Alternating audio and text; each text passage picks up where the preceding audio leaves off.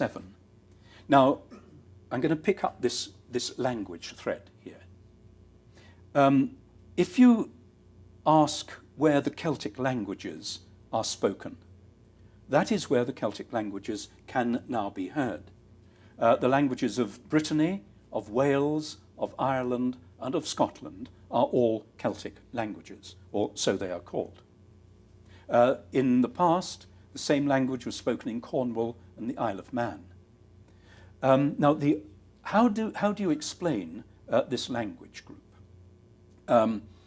The general explanation is that it's the sort of remnant, the fringe remnant of the great sort of Celtic set of languages.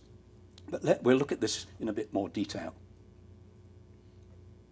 And we have to start with this man, Edward Llwyd, who is a Welshman, and he wrote this book, Archaeologica Britannica, the languages, histories and customs of the original inhabitants of Great Britain. And this book was published in 1707, so 300 years ago. And this is the first volume of this great work he was going to produce. He produced only one volume, and it was a glossography. It was a series of word lists. He was a remarkable man. He was curator of the museum in Oxford, the Ashmolean Museum. That's the Ashmolean Museum.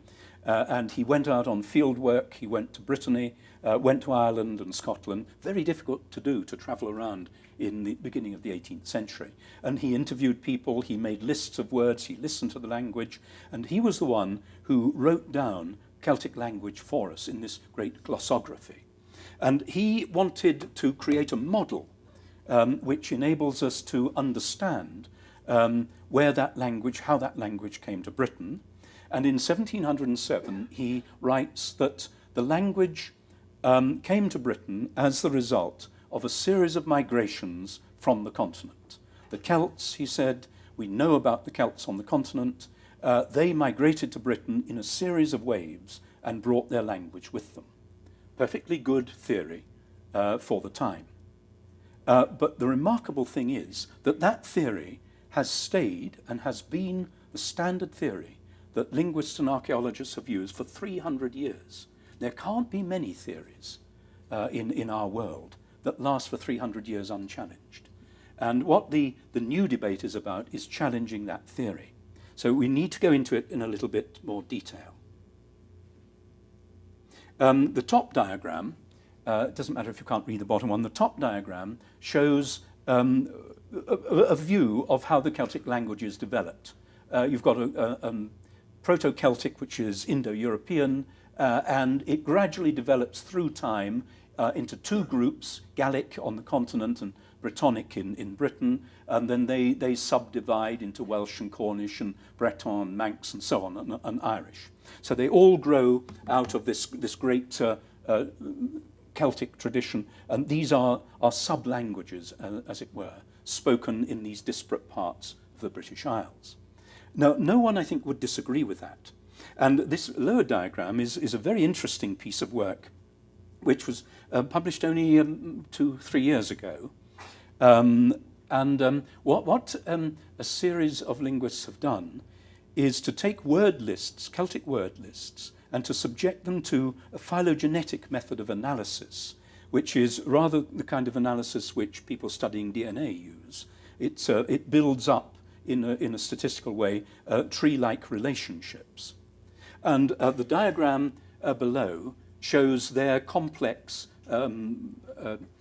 discussion of Celtic and the various forms of Celtic in relation to other languages. In essence, what they're saying is that the traditional model is correct, that the new phylogenetic method supports the idea of the development of Celtic.